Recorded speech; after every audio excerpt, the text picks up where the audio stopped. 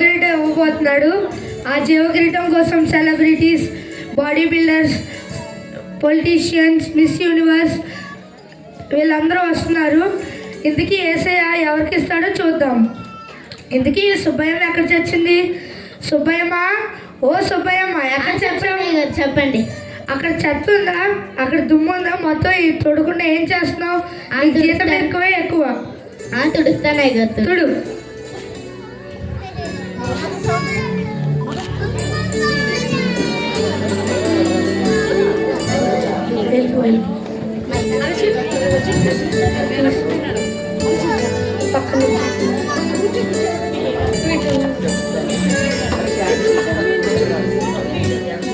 Hi, how are you? Nice to meet you.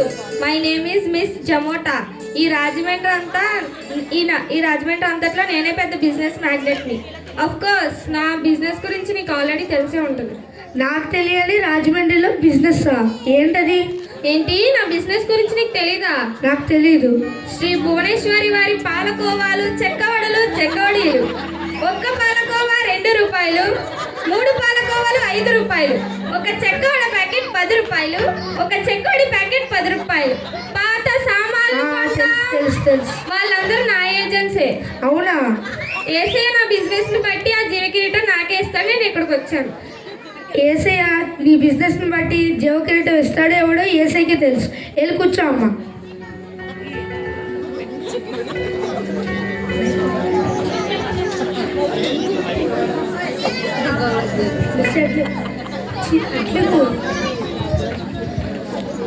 జరగండి.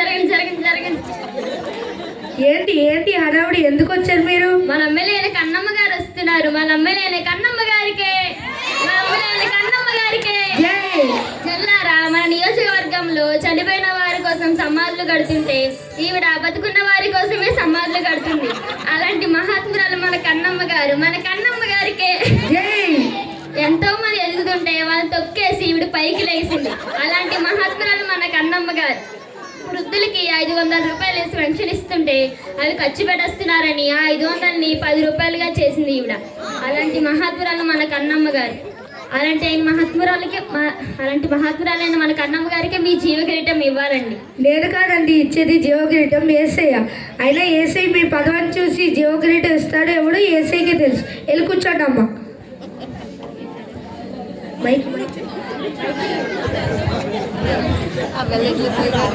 ఏమండి, ఇక్కడ యేసయ్య ఎవరికో జీవకిరీటం ఇస్తా అన్నాడు కదా, అది ఎవరికో తెలుసా? నాకే. ఎందుకంటే ఈ ప్రపంచంలో నన్ను మించిన అందగతి వేరే వాళ్ళు ఎవరు లేరు. నన్ను ఢీకొని అందగతి ప్రపంచంలో ఇంకా పుట్టనే లేదు.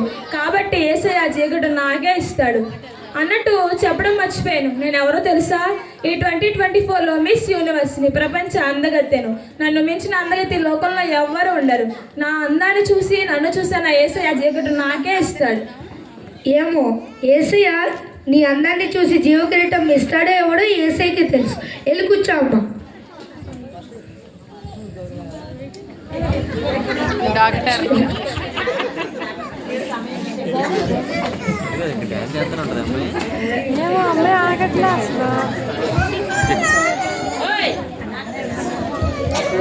ఇక్కడ ఎవరికో ఆపరేషన్ చేయాలి, ఎవరికి కుట్లు వేయాలి? నీకా? నాకు కదమ్మా తల్లి, నాకు కాదు. ఎందుకు దేనికొచ్చావు? ఇక్కడ యేసయ్య జీవ కిరీటం ఇస్తానన్నాడంట కదా. అవును. అది నాకు ఈ దేశంలో తెలియలేని ఆపరేషన్ లేదు, వేయలేని కుట్లేదు. నాకు ఈ అన్ని ఆపరేషన్లో ఎక్స్పర్ట్ కాబట్టి ఆ జీవ కిరీటం నాకే. ఏమో, యేసయ్య నీ ఆపరేషన్ బట్టో నీ కుట్లు బట్టో జీవ కిరీటం ఇస్తాడేవాడో యేసయ్యకి తెలుసు. వెళ్ళి కూర్చోమ్మా.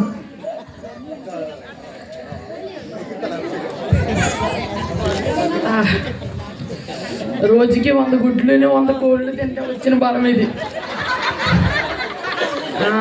ఇక్కడ యేసయ్య ఎవరికో జీవ కిరీటం ఇస్తున్నాడంట కదా.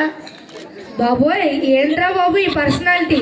నీకు జీవ కిరీటం ఇవ్వకపోతే నీ సంఖలో పెట్టి దాన్ని పిసికేసేలాగా ఉన్నావు. అయినా నువ్వు ఎందుకు వచ్చావు? జీవ కిరీటం కోసం. యేసయ్య నీ బలాన్ని చూసి జీవ కిరీటం ఇస్తాడేవాడో యేసయ్యకి తెలుసు. ముందు వెళ్ళి కూర్చో. ఇంతకీ సుబ్బయ్యమ్మ ఎక్కడ చచ్చింది? సుబ్బయ్యమ్మ, ఓ సుబ్బయ్యమ్మ ఎక్కడ చచ్చావు? చెప్పండి. పాస్టర్ ఏసయ్య జీవ కిరీటం తీసుకోవడానికి జీవ కిరీటం పట్టుకుని వచ్చేస్తున్నాడు. నువ్వేమో ఆ కుర్చీలు ఏం తోడలేదు. జీవ కిరీటం కోసం ఏసయ్య వచ్చేస్తున్నాడు. చాలా మంది కూడా వచ్చారు. ఇంకా దుమ్ము అలాగే ఉంది. తుడు, ఫాస్ట్గా తుడు. సరే గారు, సరే గారు.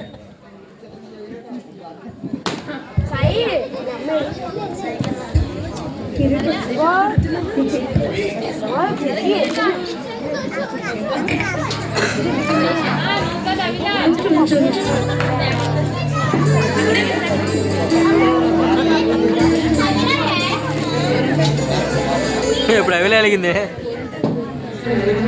అవిలే అలిగింది. హల్లెలూయా. నా కుమారుడా జోసెఫ్, చెప్పండి ఏసయ్య. జోసెఫ్, చెప్పండి ఏసయ్య. నీ దగ్గర పనిచేస్తున్న సుబ్బయ్యమ్మను పిలు. ఏసయ్య, ఆ సుబ్బయ్యం ఎందుకు ఏసయ్య? నేను ఆమెకు ఈ జీవ కిరీటం ఇద్దామని ఈ స్థలానికి వచ్చి ఉన్నాను నాన్న. ఏసయ్య, దానికి జీతం ఇవ్వడమే ఎక్కువ, దాని మొహానికి జీతం ఇవ్వడమే ఎక్కువ. మళ్ళీ నువ్వు జీవ కిరీటం ఎందుకు ఇస్తున్నావు? సుబ్బయ్యమ్మను పిలు. సరే ఏసయ్య. సుబ్బయ్యమ్మ, ఓ సుబ్బయ్యమ్మ, ఏసయ్య నేను పిలుస్తున్నాడు చూడు. చెప్పండి ఏసయ్య. సుబ్బయ్యమ్మ, నాకు దగ్గర మోకరించు.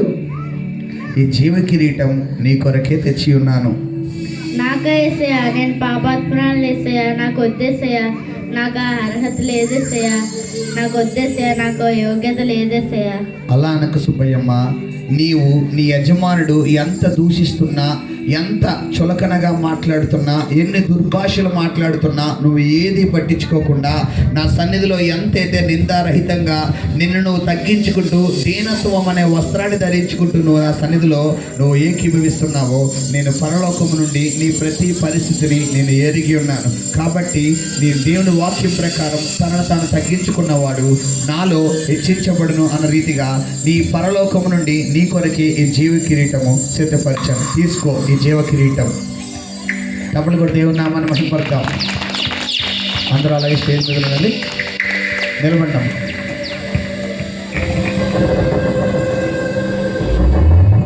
చూడండి పిల్లరా, ఈ జీవ కిరీటం స్కిట్ యొక్క ఉద్దేశం ఒకటే పిల్లరా. చూడండి, మొట్టమొదటిగా జీవ కిరీటం పొందడానికి ఎవరు వచ్చారమ్మా? Business magnate. అంటే చాలా మంది అనుకుంటారు పిల్లరా, వ్యాపారం, బిజినెస్ బిజినెస్ బిజినెస్, ఉద్యోగం ఉద్యోగం ఉద్యోగం. నీకు ఒక ప్రార్థన ఉండదు, ఒక వాక్యం ఉండదు, ఒక సండే వర్షిప్ ఉండదు, దేవుడితో ఆరాధన ఉండదు. ఎంతసేపు వ్యాపారం ఉద్యోగం, వ్యాపారం ఉద్యోగం. పరలోకం నుంచి జీవకిరీటం దేవుడు తీసుకోగలిగిందా? చెప్పాలి. రెండవది ఎవరు పిల్లరా? అధికారం. నీ అధికారం ఈ లోకంలో నీకు పేరు ప్రఖ్యాతులు తీసుకురాగలదేమో, డబ్బును ఆస్తిని సంపాదన తీసుకురాగలదేమో, నీకు సమస్తాన్ని తీసుకురాగలదేమో, కానీ దేవుడి దగ్గర నుంచి జీవ కిరీటం తీసుకురాలేదు. హల్లెలూయా. మూడవది ఏంటి పిల్లరా? అందగత్తె. బైబిల్లో ఉంది అందం మోసం, సౌందర్యం వ్యర్థం. నీకు అందం ఉందని, నీకు మంచి జ్ఞానం ఉందని, మంచి తెలివితేటలు ఉన్నాయని ఒకవేళ నువ్వు జీవ కిరీటం వస్తుంది అనుకుంటే అది ఎప్పటికైనా నిన్ను జీవ కిరీటం నుంచి దూరం చేసేదే. అది కూడా రాలేదు. నాలుగోది ఎవరు పిల్లరా? డాక్టర్. అంటే చదువు. కొంతమందికి చదువు ఎక్కువ, ఎంత చదువు ఉంటే అంత గర్వం, అంత అహంభావం. నీకు దేవుడు చదువుకునే కృపనిచ్చాడు అంటే అది కొంతవరకు మాత్రమే, కానీ స్థితి మార్చే విధంగా, అంటే నీలో అహంభావం కాదు. నీకు దేవుడు ఆ జ్ఞానాన్ని, ఆ చదువు అనే జ్ఞానాన్ని ఇచ్చాడు అంటే నీవు ఇతరులకు జ్ఞానాన్ని తెలియపరిచే విధంగా ఉండాలి తప్ప నేనే అనుకునేటట్టుగా ఉంటే నీకు జీవ కిరీటం రాదు. ఫైనల్గా ఏంటమ్మా? కుస్తీ బాబు, బాడీ బిల్డర్. అంటే కండబలం. నీ కండ బలాన్ని బట్టి, నీ గుండె బలాన్ని బట్టి నీకు జీవ కిరీటం రాదు. నీకు జీవ కిరీటం ఎలా వస్తుంది చెప్పాలి. ఏమండి, ఆ పని అబ్బాయి ఆ యజమానులు ఎన్నిసార్లు తిట్టాడు? మొత్తం కోపం అంతా తీసేసుకున్నాడు. అవకాశం దొరికింది కదా, ఇంకా కొట్టలేదు స్కిట్లోని. పిల్లరా, అంటే అర్థం ఏంటంటే, ఈ స్కిట్ యొక్క అర్థం ఏంటంటే, నీవు నీ జీవితంలో ఎలాంటి పరిస్థితులు గుండా వెళ్ళినా, ఎటువంటి స్థితిగతులు గుండా వెళ్ళినా, నిన్ను నువ్వు కనుక తగ్గించుకుంటే ఒకరోజు దేవుడు నేను కనపరచబోతున్నాడు. హల్లెలూయా. ఈ కుమార్తెను అందరూ వెలివేశారు, కానీ దేవుడు ఎవరి కోసం వచ్చాడు? ఈ బిడ్డ కోసం. ఈ బిడ్డ అలా ఎక్స్పెక్ట్ చేసిందా? చెప్పాలి, ఎక్స్పెక్ట్ చేసిందా? కానీ ఈ బిడ్డకు జీవ కిరీటం ఇచ్చిన రీతిగా మీ కొరకు కూడా ప్రభు పరలోకంలో జీవ కిరీటం రెడీగా ఉంచాడు. హల్లెలూయా. దేవుడి స్కిట్ని బట్టి దేవుడికి మాత్రమే మహిమ కలుగును గాక. దేవుడికి స్తోత్రం. God bless you. సరే, ఇప్పుడు అలాగే సమయంలో మరి దమ్మా వెళ్ళండి. మరి యొక్క సమయంలో సహోదరు లక్ష్మణ్ గారు వచ్చి ఒక 5 minutes క్రిస్మస్ గ్రీటింగ్స్ చెప్తారు పిల్లరా. మరి అనంతరం మరి క్యాండిల్స్ వర్షిప్, కేక్ కటింగ్ అవుతుంది. తర్వాత చక్కటి ప్రేమ విందును మరి సిద్ధపరచబోతున్నాం. మరి ప్రతి ఒక్కరు కూడా ఒక 10 నిమిషాల్లో మొత్తం ప్రోగ్రామ్ అంతా కన్క్లూజింగ్ అయిపోతుంది పిల్లరా. ఒక 10 నిమిషాల్లో కరెక్ట్గా 5 to 11 అయింది. కరెక్ట్గా 11 కల్లా మన ప్రోగ్రామ్ కన్క్లూజింగ్ అయిపోద్ది. ఒక 5 minutes, 3 to 5 minutes గ్రీటింగ్స్ ఇచ్చి తర్వాత పిల్లరా మరి